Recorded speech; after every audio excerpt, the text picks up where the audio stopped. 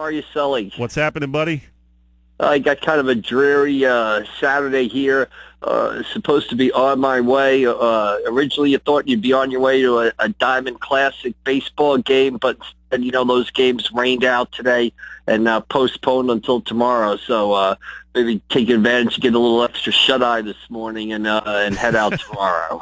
There you go. You throw on some college football classics, hang on the couch all day. Yeah, something. I watched a little baseball highlights. I think the interesting thing last night, I watching some baseball highlights, Mike Trout and Matt Caesar both hit home runs last night. So, nice. Kind of a big day for Cape Atlantic League alumni in Major League Baseball last night. Mike Gill was suggesting you take a ride down to Margate for the Atlantic Shore Babe Ruth fundraiser. Well, I'll take a pass on that and let him handle that one. Still got plenty of other work to do, MVPs to pick, get a handle on, working on a big Mother's Day feature for tomorrow. Still, even though it's raining outside, there's still plenty of work to be done. He was trying to get some bigger name local celebrities out there. I don't know if I can carry the ticket. Well, I think you can carry it. I don't think celebrity and my name do not go in the same sentence. So come on, man, you're a legend. Not so. In my own mind, maybe. In my own mind. So let's talk some high school baseball. Some interesting things kind of shaking out in the Cape Atlantic League. We saw that big win by St. Augustine Prep over EHT. They've taken the lead there in the Cal American. Ocean City with a real nice win over Oakcrest last night, and they've got a one or two game lead. I guess a 2-game lead now over Mainland. So they're a little bit of an up and down season for the Red Raiders, but they've played well inside the conference. Yeah, they have, and I think that division is kind of fascinating. And you look at that division, the national division. I think it's really kind of the most competitive of the Cape divisions right now. I think it's it might be the deepest division. Ocean City's got a 1-game lead, like you said, a 2-game lead over Mainland, but only a 1-game lead over an Absegami baseball team that's really coming on right now. Coach Brian Wastel got his 200th career victory, I believe, last week. They're an Absegami team that won yesterday. They've got 5 or 6.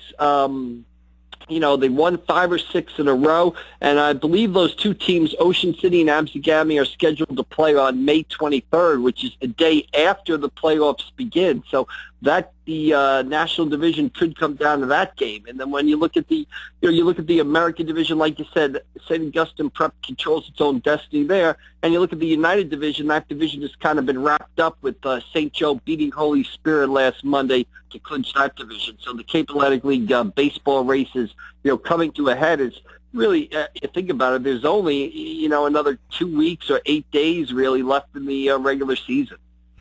Yeah, Holy Spirit's an interesting team. They could be a team that goes on a run here in the Diamond Classic. They have the pitching depth to make it through a couple of rounds next weekend. I guess the question mark with them is, will they be able to hit enough to get through the quarterfinals and semifinals?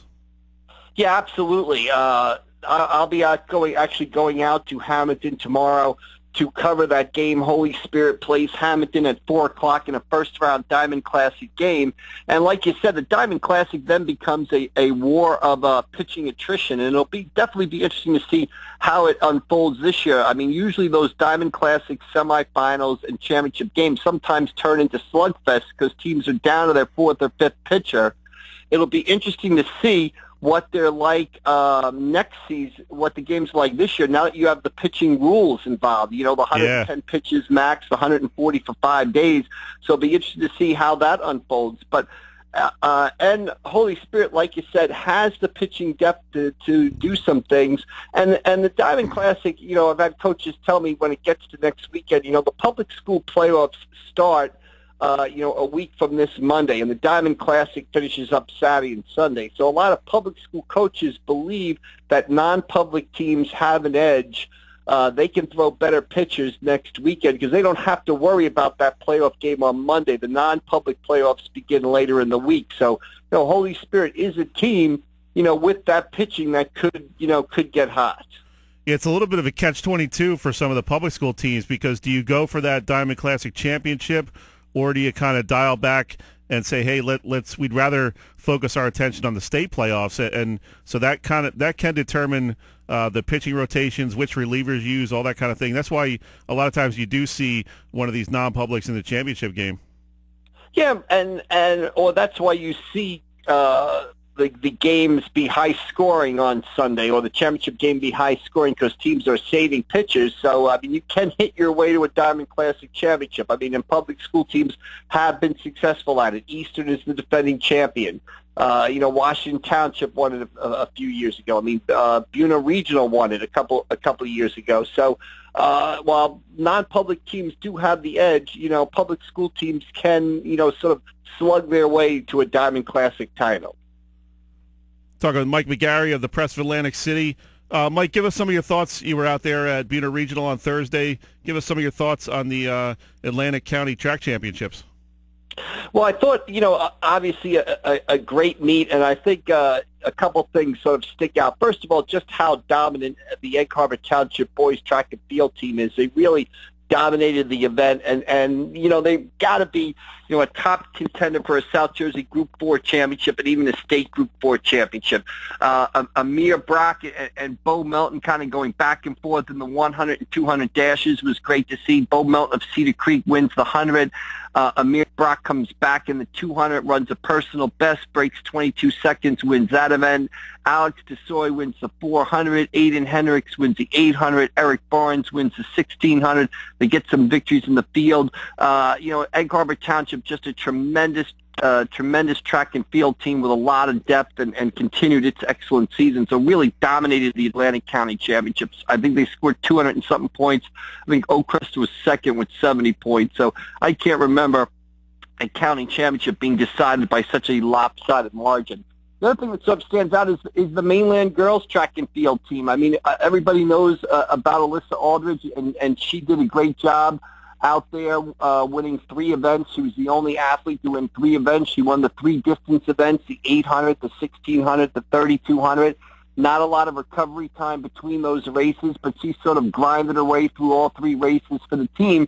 And you've got a mainland regional girls track and field team that's, quietly, had a lot of freshmen and sophomores, and still has, Claire Pedrick, an outstanding freshman, won the 400 dash out there at the Atlantic County Championship. But it's a team that's started to mature and has become one of the, the top girls track and field teams in South Jersey in the midst of really an excellent season. So they get their first county title in 7 years. And then you've got the excellent individual performances that you always get. Track and field, kind of a mix of a team and individual team.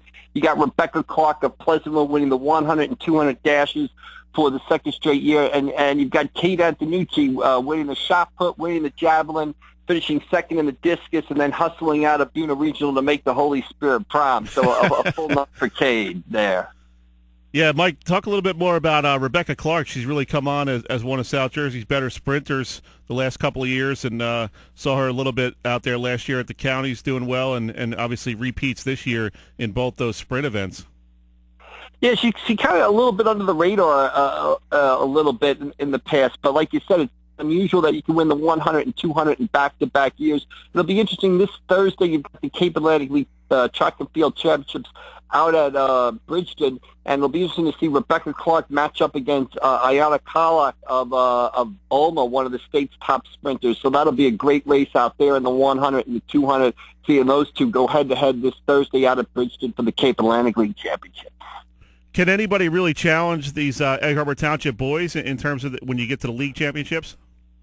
Well, I think in the league, Egg Harbor Township is dominant. I think you look at Rancocas Valley, they would be the team that would challenge Egg Harbor or be a top contender along with Egg Harbor Township for South Jersey Group 4 Championship. Trenton Central, another team that would contend for the South Jersey Group 4 Championship. So those are going to be Egg Harbor Township's biggest challenges when it gets to the South Jersey meet.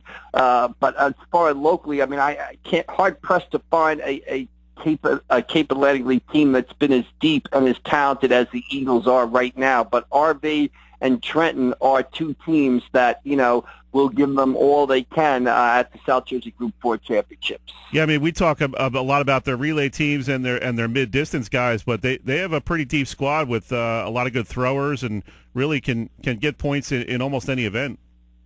And that's really the key to winning. I mean, you don't score 200 points by winning. You know, Amir Brock is a wonderful athlete, and we talked a lot about their 4x8 team and, you know, the different races they can win. But you don't score 200 points by just being good in the sprints, good in the distances, you know, good in the field. You score 200 points at a track and field meet by being good in everything. And they've got every event covered. There's 18 events, and they've got everything covered. So that's, you know, that's a really outstanding job by Egg Harbor Township.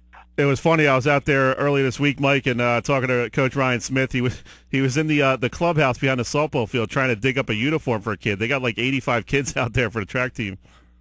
Well, that's the great thing about track and field. I mean, there's numbers. You know, the great thing about track and field, you get numbers a lot. It's a big participation sport. You look at we talked a lot about the Egg Harbor Township 4x8 team that went to the Penn Relays, ran in the Championship of America race.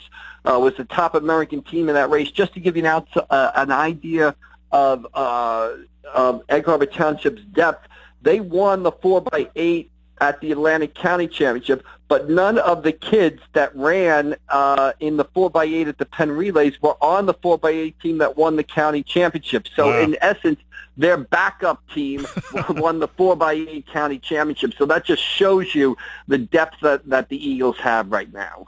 Great stuff, as always, Mike. I know we got a lot coming up with the high school baseball and track seasons. Track's really going to start heating up this week with the Cal Championships. Then we move on to sectionals, states, groups, all that kind of good stuff. So you'll be quite busy for the next 3 or 4 weeks. Yeah, it all unfolds in the next 2 weeks. We've got this day of rain here today, maybe just to give us all a pause and a chance to catch our breath, because starting tomorrow, you know, it goes almost full bore until, you know, the high school season ends in June 10th, and that's, you know, 3 weeks away. So we got 3 weeks left of the, you know, the 16-17 high school sports season. Keep track of that mileage report, buddy. Don't worry, I've got that handled. Don't worry about that. Good stuff, Mike. As always, we appreciate it, and we'll catch up with you next week. I'll see you out there tomorrow at the Diamond Classic. All right, see you later, Sully. See you down the road. Thanks bud. Bye-bye. That's Mike McGarry of the Press for Atlantic City. Always enjoy getting his insights.